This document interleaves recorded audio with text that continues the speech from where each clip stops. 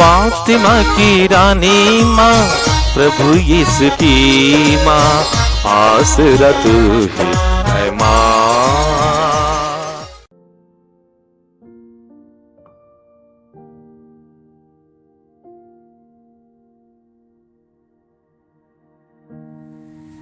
पहला पाठ कुरिन्थियों के नाम संत पौलुस का पहला पत्र, अध्याय 15, पद संख्याएं 12 से 20 तक।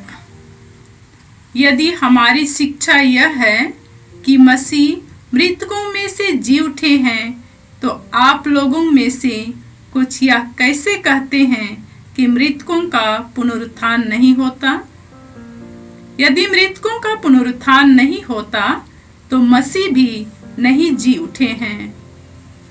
यदि मसीह नहीं जी उठे हैं, तो हमारा धर्म प्रचार व्यर्थ है और आप लोगों का विश्वास भी व्यर्थ है। तब हमने ईश्वर के विषय में मिथ्या साक्ष्य दिया, क्योंकि हमने ईश्वर के विषय में यह साक्ष्य दिया कि उसने मसीह को पुनर्जीवित किया, और यदि मृतकों का पुनरुत्थान नहीं होता, तो उसने ऐसा नहीं किया। क्योंकि यदि मृतकों का पुनरुत्थान नहीं होता, तो मसीह भी नहीं जी उठे हैं। यदि मसीह नहीं जी उठे हैं, तो आप लोगों का विश्वास व्यर्थ है और आप अब तक अपने पाप में फंसे हैं। इतना ही नहीं, जो लोग मसीह में विश्वास करते हुए मर गए हैं, वे भी विनष्ट हो गए हैं। मसीह पर हमारा जो भरोसा है, यदि वह इस जीवन तक ही सीमित है, तो हम मनुष्यों में से सबसे अधिक दयनीय हैं। किंतु मसीह सचमुच मृतकों में से जी उठे हैं। जो लोग मृत्यु में सो गए हैं, उनमें से वह सबसे पहले जी उठे हैं। यह प्रभु की वाणी है। ईश्वर को धन्यवाद। भजन अनुवाक्य। मैं जागने पर तेरा स्वरूप देखकर परितृप्त होऊंगा। मैं जागने पर तेरा स्वरूप देखकर परितृप्त होऊंगा। हे प्रभु, मुझे न्याय दिला, मेरी दुहाई पर ध्यान दे। मैं निष्कपट हृदय से जो प्रार्थना कर रहा हूँ, उसे तू सुनने की कृपा कर। अनुवाक्य। मैं जागने पर तेरा स्वरूप देखकर परितृप्त होऊंगा। हे ईश्वर, मैं तुझे पुकारता हूँ, मेरी सुन। मुझ पर दया दृष्टि कर, मेरी प्रार्थना स्वीकार कर। अपना महान प्रेम मुझे प्रदर्शित कर, क्योंकि तू अपने भक्तों को उनके शत्रुओं से बचाता है। अनुवाक्य। मैं जागने पर तेरा स्वरूप देखकर परितृप्त होऊंगा। तू आग की पुतली की तरह मेरी रक्षा कर, मुझे अपने पंखों की छाया में छिपा। मैं सन्मार्ग पर चलकर तेरे दर्शन करूंगा। मैं जागने पर तेरा स्वरूप देखकर परितृप्त होऊंगा। अनुवाक्य। मैं जागने पर तेरा स्वरूप देखकर परितृप्त होऊंगा। जय घोष। हालेलुया। हे पिता, हे स्वर्ग और पृथ्वी के प्रभु, मैं तेरी स्तुति करता हूँ, क्योंकि तूने राज्य के रहस्यों को नीरे बच्चों के लिए प्रकट किया है। हालेलुया। प्रभु आप लोगों के साथ हो और आपके साथ भी। संत लूकस के अनुसार पवित्र सुसमाचार। प्रभु की जय। अध्याय 8 पद संज्ञाएं 1 से 3 तक। इसके बाद ईसा नगर नगर और गांव गांव घूमकर उपदेश देते और ईश्वर के राज्य का सुसमाचार सुनाते रहे। 12 प्रेरित उनके साथ थे और कुछ नारियां भी, जो दुष्ट आत्माओं और रोगों से मुक्त की गई थी। मरियम जिसका उपनाम मगदलेना था और जिससे 7 अबदूद निकले थे, हेरोद के कारिंदा कूसा की पत्नी योहन्ना, सुसन्ना और अनेक अन्य नारियां भी जो अपनी संपत्ति से ईसा और उनके शिष्यों की सेवा परिचर्या करती थी। यह प्रभु का सुसमाचार है। ख्रीस कीजिए। क्रिस में प्यारे भाई बहनों, आज का पहला पाठ हम लोगों ने कुरिन्थियों के नाम पौलुस के पहले पत्र के 15वां अध्याय से सुना। कुरिन्थ के लोगों ने पौलुस से एक सवाल पूछा, पुनरुत्थान के बारे में पूछा, और पुनरुत्थान के बारे में बताते हुए पौलुस यीशु के पुनरुत्थान के बारे में सबसे पहले बताते हैं। तो पौलुस लोगों को याद दिलाते हैं जो शिक्षा मुख्य रीति से पौलुस ने उन लोगों को सुनाया उसके बारे में। मैंने आप लोगों को मुख्य रूप से वही शिक्षा सुनाई जो मुझे मिली थी, वह इस प्रकार है। मसीह हमारे पापों के प्रायश्चित के लिए मरे, जैसा कि धर्म ग्रंथ में लिखा है। वह कब्र में रखे गए और तीसरे दिन जी उठे, जैसा कि धर्म ग्रंथ में लिखा है। तो पौलुस बोलते हैं, मेरी मुख्य शिक्षा यही थी, यीशु की मृत्यु और यीशु का पुनरुत्थान। यीशु की मृत्यु द्वारा हमको पापों से मुक्ति मिली है और यीशु के पुनरुत्थान द्वारा हमको मृत्यु पर विजय मिला है। और यीशु पुनर्जीवित हो गए हैं, आज भी जीवित है। और उसके बारे में पौलुस बोलते हैं, ये कैफस ने यीशु पुनर्जीवित यीशु को देखा, 12 शिष्यों ने पुनर्जीवित यीशु को देखा। एक बार 500 लोगों ने एक साथ पुनर्जीवित यीशु को देखा और उसमें कई लोग आज भी जीवित है। याकूब को दिखाई दिया और उसके बाद फिर 12 शिष्यों को दिखाई दिया, अंत में मुझे भी दिखाई दिया। इतने सारे लोग यीशु के पुनरुत्थान के साक्षी है। तो यीशु मृतकों में से जी उठे हैं, तो हम लोग भी पुनर्जीवित हो जाएंगे। हम लोग कुरिन्थियों के नाम पौलुस के दूसरे पत्र के 5वां अध्याय के 14वां वाक्य में इसी प्रकार पढ़ते हैं, हम यह समझ गए हैं कि जब एक सबों के लिए मर गया तो सभी मर गए हैं। मसीह सबों के लिए मरे, जिससे जो जीवित है वे हमसे अपने लिए नहीं बल्कि उनके लिए जीवन बिताए जो उनके लिए मर गए और जी उठे हैं। तो यीशु हमारे लिए मरे हैं और हमारे नाम पर जी उठे हैं। और यीशु में विश्वास करने से, यीशु को अपने जीवन के एकमात्र मुक्तिदाता के रूप में स्वीकार करने से हमको पापों से मुक्ति और मृत्यु पर विजय मिलता है। तो इसीलिए पौलुस बोलते हैं, हमारा विश्वास यीशु पर सिर्फ इस दुनिया में सीमित नहीं है। इसी प्रकार बोलते हैं 15वां अध्याय का 19वां वाक्य में, यदि मसीह पर हमारा भरोसा इस जीवन तक ही सीमित है तो हम सब मनुष्यों से सबसे अधिक दयनीय है। क्यों ऐसा बोलते हैं? पौलुस के समय में एक विश्वासी बनना मृत्यु को अपनाना था, मृत्यु का सामना करना था। पौलुस के समय में रोमी सम्राट ने सैकड़ों हजारों विश्वासियों को मार डाला उनके विश्वास के कारण।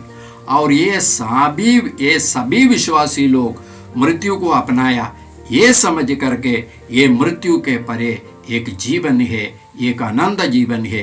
ये जीवन यीशु हमको देते हैं।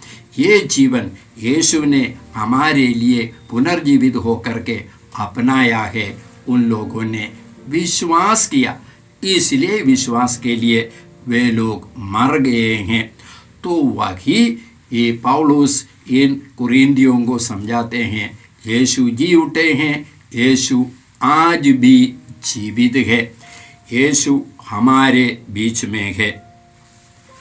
आज के सुसमाचार में हम लोगों ने देखा कि यीशु के साथ 12 शिष्य लोग थे। इसके अलावा कुछ नारियां भी यीशु के साथ थी। यीशु के समय में एक गुरु किसी भी नारी को, महिला को अपने शिष्य के रूप में या अपने सहयोगी के रूप में नहीं लेते थे, लेकिन यीशु ने लिया, नारियों को लिया। यीशु के साथ वे नारी लोग चलते थे, उनके मदद करते थे। यदि हम लोग संत लूकस के ही सुसमाचार में देखेंगे, लूकस के सुसमाचार का पहला अध्याय, उसमें 2 जन्म के बारे में संदेश हमको मिलता है। गब्रियल दूत आकर के संदेश देते हैं। पहला जन्म है योहन बपतिस्ता का जन्म। योहन बपतिस्ता पुराने विधान के सबसे अंतिम नबी है और उनके जन्म का संदेश एक पुरोहित को मिला, मंदिर में मिला, और मंदिर में पुरोहिताई का कार्य करते वक्त मिला। मंदिर के पवित्र जगह पर पुरोहिताई का कार्य करते वक्त ये योहन बपतिस्ता के जन्म का संदेश मिला। और उसके बाद यीशु के जन्म का संदेश वह नासरत नामक एक गांव में एक महिला को मिली, एक पुरोहित को नहीं, मंदिर में नहीं, एक गांव में, एक घर में। और हम लोग पुराने विधान में देखते, नए विधान में बुलाहट के बारे में देखते हैं कि जैसे पेतरुस और अंद्रेस को यीशु ने बुलाया जब वे लोग मछली पकड़ रहे थे, और याकूब और योहन को यीशु ने बुलाया जब वे लोग जाल मरम्मत कर रहे थे। मत्ती को बुलाया, चुंगी घर से मत्ती को बुलाया। उनके कार्य क्षेत्र से यीशु ने शिष्यों को बुलाया। इसी प्रकार ऐसे तो आर्टिस्ट लोग, कलाकार लोग यीशु के जन्म के संदेश के बारे में जब माता मरियम प्रार्थना कर रही थी, उस समय गब्रियल दूत आकर के देते हैं। इसी प्रकार वे लोग कल्पना करके चित्र उन लोगों ने बनाया है। लेकिन वास्तव में जो कार्य एक महिला करती थी, माने जब वह झाड़ू कर रही थी या जब वह खाना पका रही थी, उस समय गब्रियल दूत आकर के माता मरियम को यीशु के संदेश के बारे में सुनाया। इसका मतलब क्या है? हम लोग आज ईश्वर को कहाँ पर पाएंगे? जैसे शुरू में मैंने कहा, संत मत्ती के सुसमाचार के 28वां अध्याय का 20वां वाक्य में यीशु बोलते हैं, याद रखो मैं संसार के अंत तक सदा तुम्हारे साथ हूँ। तो इस यीशु को, इस पुनर्जीवित यीशु को हम लोग हमारे जीवन के हर घटना में हम लोग देखेंगे। छोटी घटनाओं में, बड़ी घटनाओं में, हमारे पाप की अवस्था में, हमारे कठिनाइयों की अवस्था में इस यीशु को हम लोग पाएंगे। प्रकाशना ग्रंथ में हम लोग पढ़ते हैं 3 अध्याय का 20वां वाक्य, उसमें हम लोग इसी प्रकार पढ़ते हैं, मैं द्वार के सामने खड़ा होकर खटखटाता हूँ, यदि कोई मेरी वाणी सुनकर द्वार खोलेगा तो मैं उसके यहाँ आकर उसके साथ भोजन करूँगा और वह मेरे साथ। तो यीशु को हम लोग इन दिनों पाएंगे, पुनर्जीवित यीशु को पाएंगे हमारे जीवन के हर घटना में। हर घटना के द्वारा ईश्वर हम लोगों को खटखटाते हैं। यीशु हमारे हृदय द्वार पर खटखटाते हैं। हर द्वार के द्वारा, हर घटना के द्वारा यीशु हम लोगों से कुछ बताना चाहते हैं। यीशु हमारे जीवन में आना चाहते हैं। हम लोग बाइबल में देखते हैं कि यीशु का जन्म बैतलहम में हुआ और इस जन्म का संदेश सबसे पहले गडेरियों को दिया। बताते हैं यीशु के समय में एक गडेरिये को चोर समझता था। क्यों चोर समझता था? क्योंकि चोरी रात को होती थी और गडेरिये लोग रात पर पहरा करते थे। अपने भेड़ बकरियों का देखभाल रात को वे लोग करते थे, पहरा करते थे। और इसलिए जब कभी कहीं पर चोरी होती थी, इस गडेरियों पर उसका अभियोग लगाता था कि इन लोगों ने चोरी किया है। इसलिए उस समय एक गडेरिये का साक्ष्य या गवाही एक कचहरी में मान्य नहीं था। क्यों मान्य नहीं था? क्योंकि चोर केवल झूठ बोलता है, इसलिए उसका साक्ष्य मान्य, गवाही मान्य नहीं था। तो यीशु के जन्म का संदेश सबसे पहले देवदूतों ने किसको दिया? चोर को दिया। गडेरिया माने चोर को दिया। और यीशु के पुनरुत्थान का संदेश सबसे पहले किसको दिया? एक महिला को दिया, जिससे 7 अबदूतों को यीशु ने निकाला था। ये महिला जाकर के दूसरे लोगों को बताते हैं। इसका सब मतलब क्या है? यीशु ने ही कहा, मैं धर्मियों के लिए नहीं, मैं पापियों के लिए आया हूँ। पापियों को पश्चाताप की ओर बुलाने आया हूँ। हम पापियों को धर्मी बनाने के लिए आए हैं। हम पापियों को ईश्वर के संतान बनाने के लिए आए हैं। तो हम लोग आज प्रभु को धन्यवाद देते हैं इस महान कृपा के लिए। हम लोग अपने जीवन में यीशु को अपने जीवन के एकमात्र मुक्तिदाता के रूप में स्वीकार करते हैं। इस विश्वास के लिए हम लोग प्रभु को धन्यवाद देते हैं।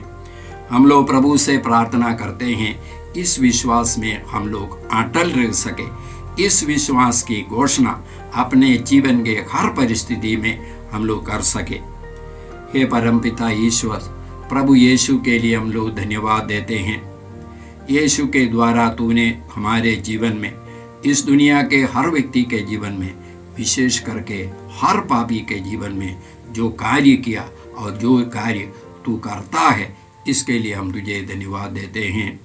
हे पिता ईश्वर, हम सबों को यीशु को अपने जीवन के एकमात्र मुक्तिदाता के रूप में स्वीकार करने के लिए कृपा दीजिए। इस विश्वास में बने रहने, इस विश्वास की घोषणा करने की कृपा दीजिए।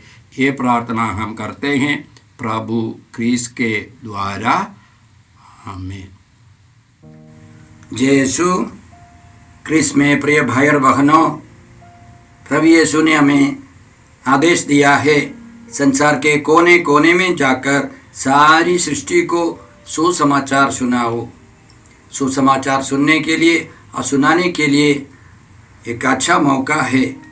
आप कृपया इस चैनल का सब्सक्राइब करें, लाइक करें, शेयर करें, बेल आइकन दबाएं, ताकि यहाँ की नई वीडियोस की सूचना आपको मिलती रहेगी। साथ साथ आप दूसरों को भी प्रेरणा दें इसका सब्सक्राइब करने के लिए। याद रखें, कल के मिसा के दैनिक पाठ और उस पर टिप्पणियाँ आज ही दोपहर के बाद हम लोग अपलोड करते हैं। कृपया आज ही उसको सुनकर कल की तैयारी करें। प्रभु यीशु आपको और आपके परिवार को 100 गुनी आशीष देंगे। जय यीशु।